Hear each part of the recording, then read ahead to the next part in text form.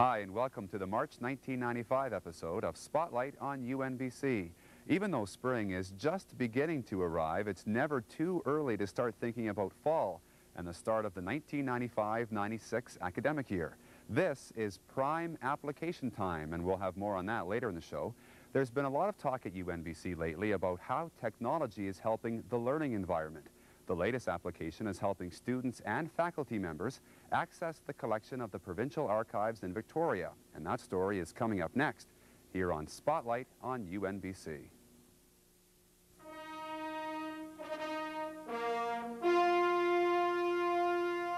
Men and women from throughout this region believed in the idea of a University of the North. They worked hard and they succeeded. I can easily predict that these will be seen as the golden years of this university. You and I have been involved in a process that was a once-in-a-lifetime thing. You can value education and go elsewhere and get the same information. But if you value what you get out of it as a person and your input into it, then UNBC is an awesome experience. I take pride in opening the university, and I wish you all, in whatever capacity you serve the cause of learning, a bright and successful future.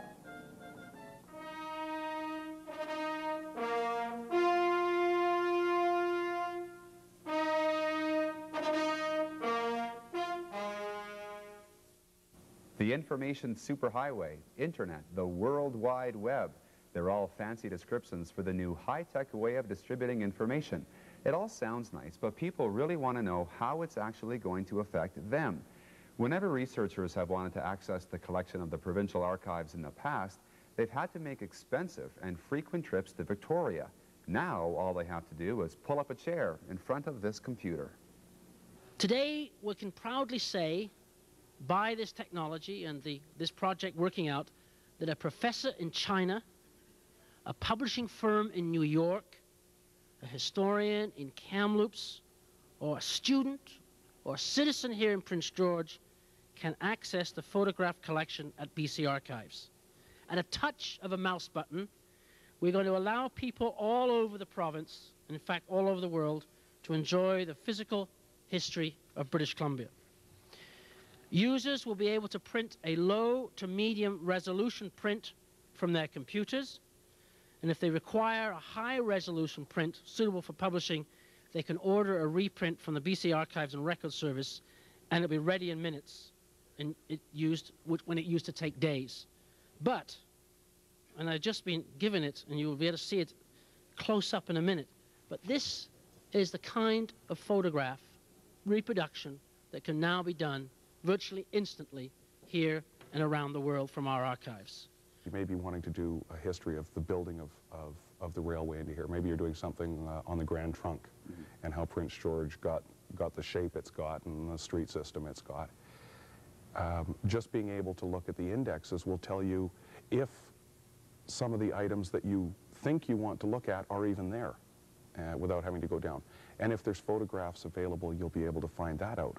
And in fact, with the photographs, with the right computer equipment in our university library, you'll be able to get copies of those photographs and be well on the way to your project before ever having to leave town. And I think it's a huge benefit to a lot of researchers. Historians are increasingly using other kinds of sources besides written documents, which is their standard fare. So they're using photographs, material history, oral history, those kinds of things. And photographs are increasingly being recognized as an important source for historians. And so my project is to do a photographic history of Native people in British Columbia.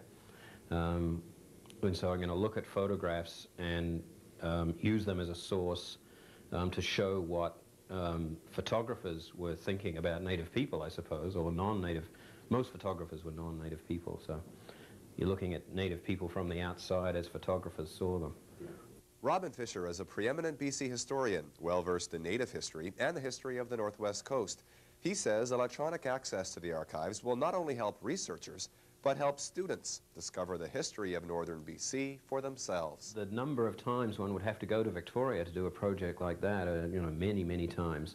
And we'll all go once and spend a lot of time there. It's very expensive. So this is a wonderful resource, and to have it directly online in the north is the beginning of providing archival services in northern British Columbia, which is really important if we're ever going to write the history of this region. Just to be able to call them up and have them there, it's great for research for a project like mine. And it's also great for teaching because you can get them into the classroom pretty readily. And just as we're using photographs as a research document more and more, they're also very, very important in teaching. As a student, I can find out things that I may not have found out before. As more and more of the academic journals come online, it's going to allow us better access to those. A small university like UNBC doesn't, especially because it's new, doesn't have all the resources that one would love to have, and certainly will never have all the resources that a library like UBC has. But with more and more things going on this electronic system, we won't have to worry about where am I going to get this, wait 3 weeks for someone to photocopy it and send it up. You'll be able to go into the computer and pull the article off that you need, get the information that you require, and get back to work. So I think it's going to speed up academic work a lot. Again, as I say, I think it's also going to speed up work for local historians and other types of researchers.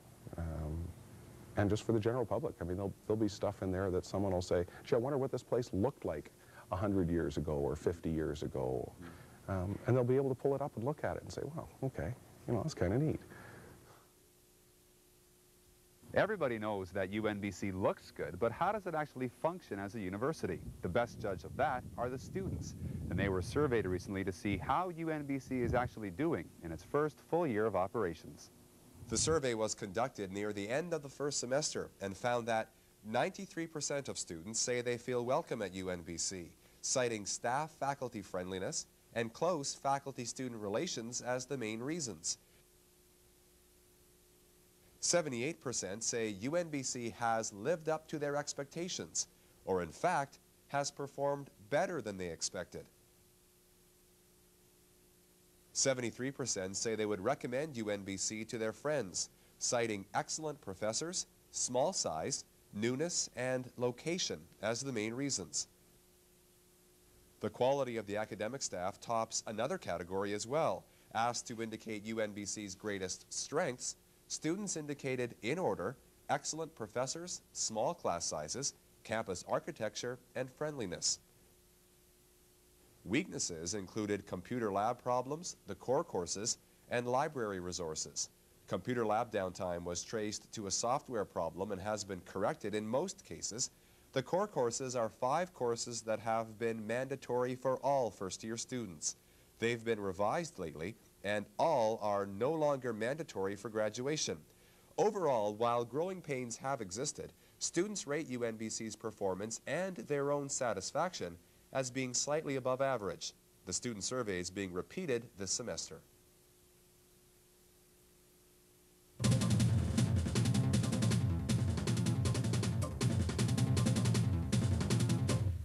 Residents of Northern BC have yet another chance to make history at UNBC as the university is holding a mascot contest. Rough illustrations and a brief description should be sent to the UNBC Fitness Centre by March 10th, and the address will appear at the end of this program. The mascot will be licensed to the fitness center, and revenues generated by the sale of promotional items will be used to develop additional recreation and fitness programs and to acquire additional equipment and facilities.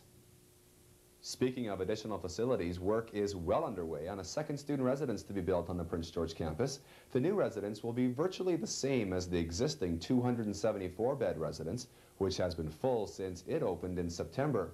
The mild winter has helped construction crews as they work to have the new residence complete and ready for students when they arrive for the 1995-96 academic year.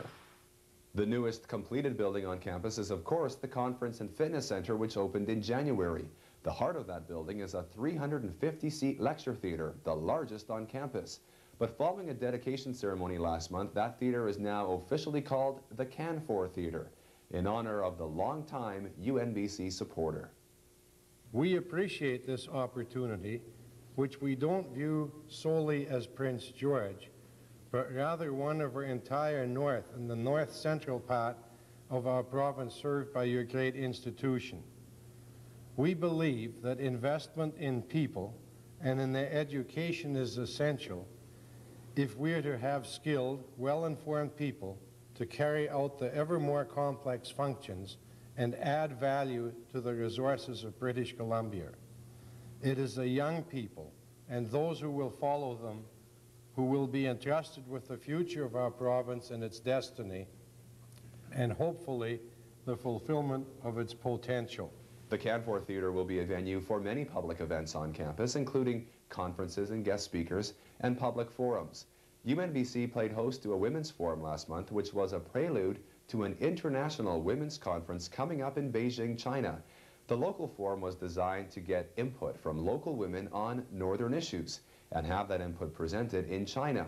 Vasso Vahlas of Prince George helped organize the local forum and will be traveling to Beijing to present the input at the UN International Conference. We have transportation issues. We have the issue of isolation.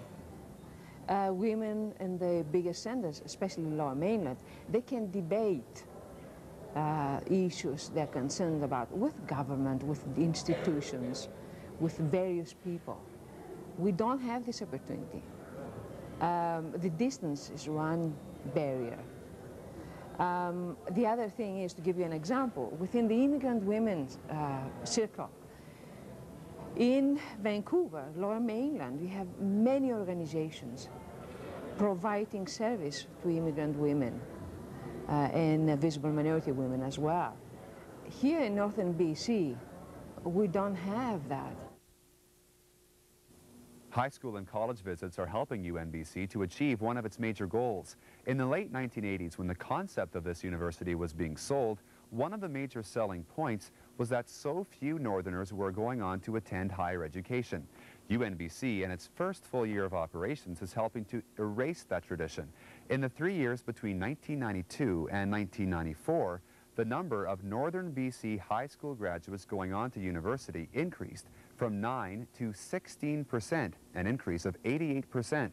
Because the number of Northerners at the 3 southern universities has remained stable over those 3 years, that increase is due entirely to UNBC.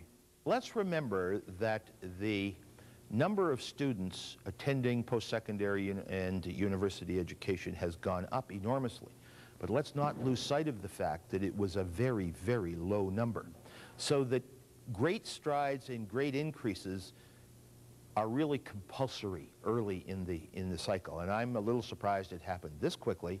But remember that if we had relatively few students going on to university, the job gets a little more difficult as each year goes past and as more and more students attend.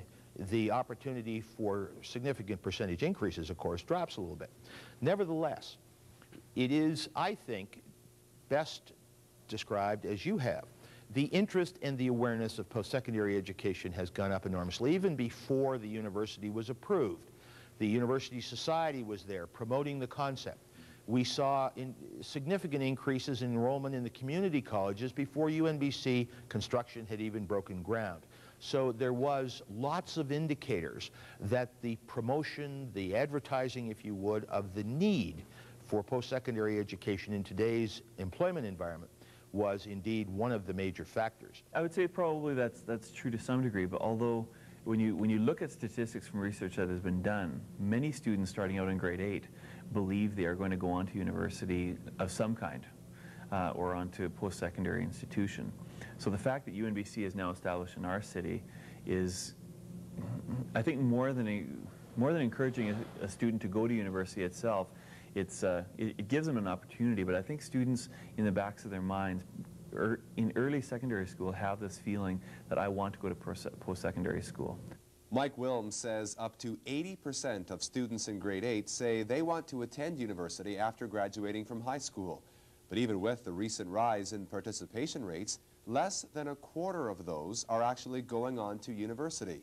Still, with the opening of UNBC, the chance is better now than it used to be. UNBC is a viable option, and one of the things that I hear students saying anyway, is that the establishment of a great facility, the technology that's gone into the place is really exciting for students.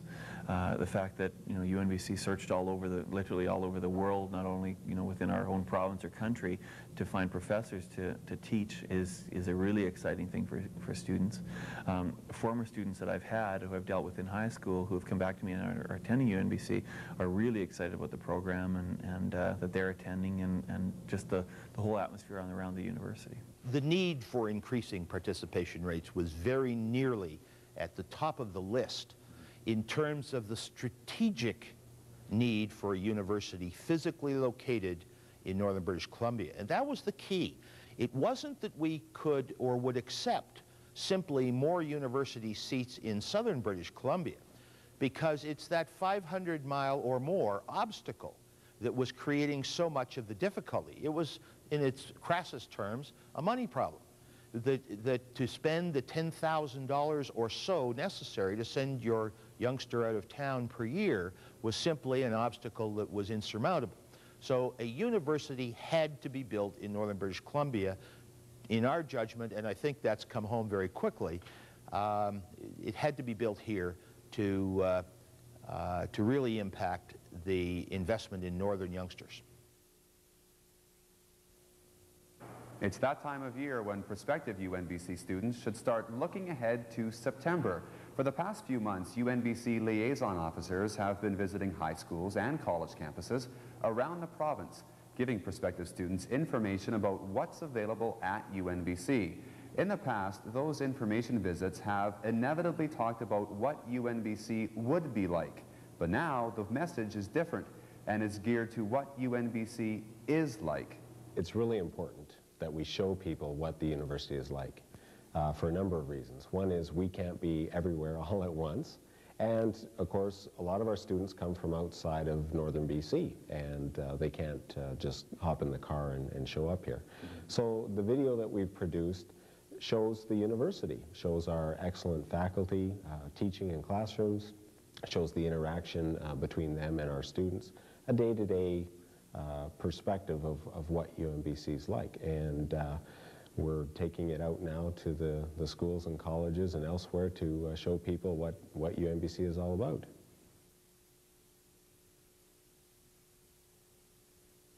When the University of Northern British Columbia was founded, we had a very, very simple choice.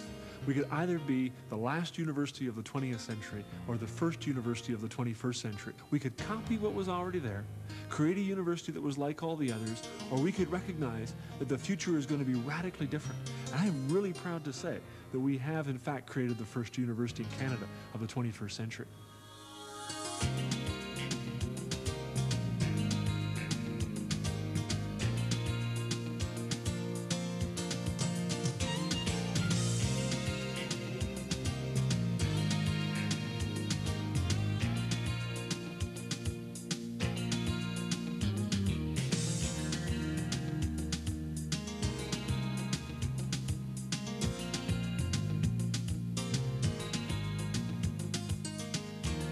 What we've discovered is that what UNBC has to offer is newness, excitement, innovation, a chance to be at the ground floor, and to do so in a northern setting. We have programs throughout northern British Columbia. We have teaching centers in the Northwest, in the Peace River District, and in the South Central. And at these locations, we teach both in a face-to-face format and through distance ed. And it also allows us to take advantage of the knowledge and the expertise of our partners, the local colleges. Good opportunity to get involved with something that's brand new, that's fresh, I mean, just like the university, and sort of set the standard and the ideas and themes, and then, you know, sort of selfish, I guess, but come back in 50 years and see how things have turned out. In the library, I saw pictures of the library. Absolutely beautiful.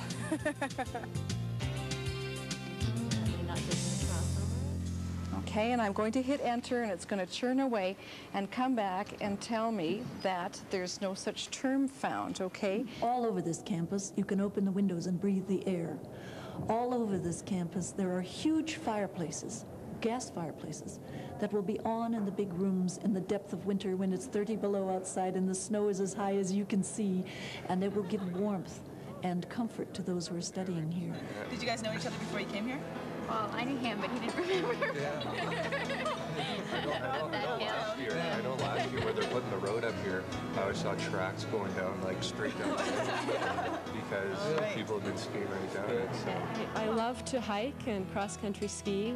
Certainly one exciting thing about the Cranbrook Hill campus is that there's cross-country ski and hiking trails adjacent to the property. I've been in the north most of my life, and it's just beautiful country, and it goes so well with my normal lifestyle of out in the trees, camping, hiking, fishing. I do lots of fishing. I'm so close to it in Prince George that it works well for my life. I personally subscribe to the symphony. We have a wonderful symphony. There's a little bit of bohemia here in Prince George by way of some restaurants, and there are some excellent bookstores.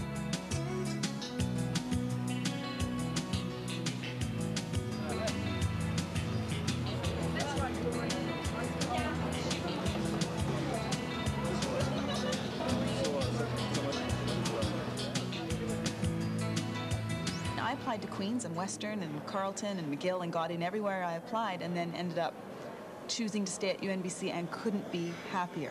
We're talking the best profs from everywhere. A new university attracts people of adventurous spirit, people who have the strength to say, we're going to step away from tradition here. We're going to try a new way of doing this. There are a lot of people who've argued that you can explain their effects through attributional mechanisms. Right, you can. Yeah. So it's got to be an exchange of information. It isn't just about me standing in front of the class and pretending to be delivering the truth. It's about me suggesting a number of possible explanations, interpretations, or alternatives on any range of concerns, and then saying to you as a student, what do you think? So for us, it's very important that we produce very good PhD students, and we produce very good master students. This is something that we expect to be able to do quite readily with the resources that we have presently available. And all we can see is a bright future because the resources should increase and what we have available to us will increase. In order to get power, you sort of have to toe the party line. That electing our officials is the wrong way to go. Well, it's not the wrong way to go, but saying that all people have the direct responsibility in government is like naive to think that. What I'm looking at is universities seems a lot smaller. Obviously, it is a lot smaller. It seems a lot more personal. I think you're going to get a lot more one-on-one here. The class sizes here are supposed to be 35 is about your maximum. And when I went to the others, you know, they had the theaters for 200 people, 300 people per lecture. Well, I don't think so. As well, if you're in a unionized environment, some collective agreements have clauses regarding sexual harassment. And I want examples both of what is sexual harassment and what is not sexual harassment. So, I mean, of what is not, I want things that some people might say is sexual harassment you don't think is.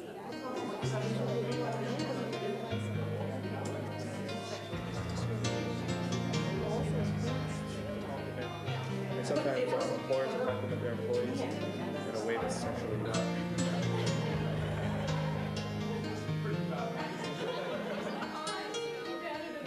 We have students coming from across Canada, BC, Alberta, Saskatchewan. We have students from Ontario, the Maritimes. We have a few from Newfoundland, and they're bringing a national perspective to the Prince George campus and really enriching the lives of all of us. So one of the great things about residence for me is that I get to meet people from all over Canada. I get to see what their perspectives are on Canadian issues. The whole building, as far as I'm concerned, was designed very well for this sort of situation. Outside of school time, you get to talk to each other about world issues. You get to talk to each other about the stuff that you're learning about, but on a different perspective because it's not the classroom setting. Well, what about the historical ties? I mean, do we just say throw it out the window? I mean, just throw it out. Even if you're right, you can't. That the Greek study areas of women, the environment, international, Aboriginal studies are not hived off in some ghetto in the corner, They are integral to the whole university process. They're on hard money. They're not going to be canceled. Thinking of things maybe like you never thought of them before, looking at them in ways maybe you never quite looked at them before. And very importantly, get your ideas out.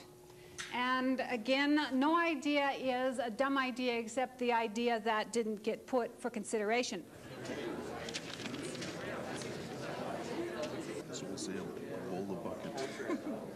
So, would you like to share with the class what you think is your most unique? Personal quotation device?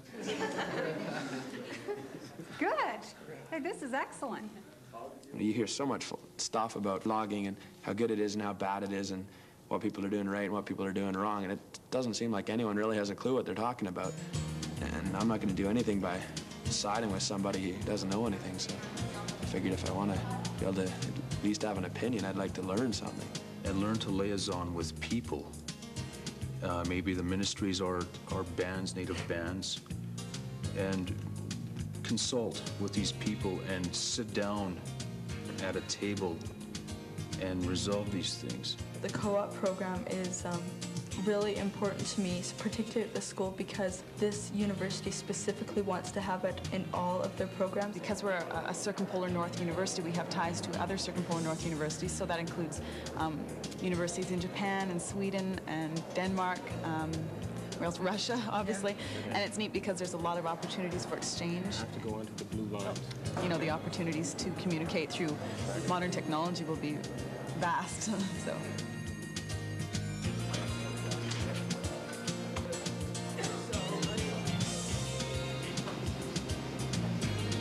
If I was to identify the primary goal, it would be to create a university that places students absolutely front and center. And I think when I look across the institution, the kind of people we've hired in support staff roles, the faculty roles, we have consistently looked for people who will help students succeed at university. It is no great accomplishment to get large numbers of students into a university building. It is an enormous achievement to get hundreds and hundreds of graduates walking across at convocation receiving their degrees.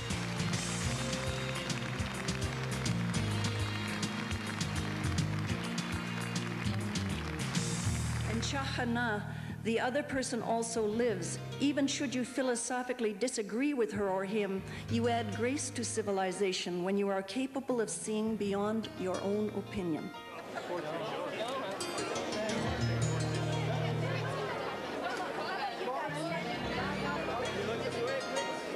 It's very positive.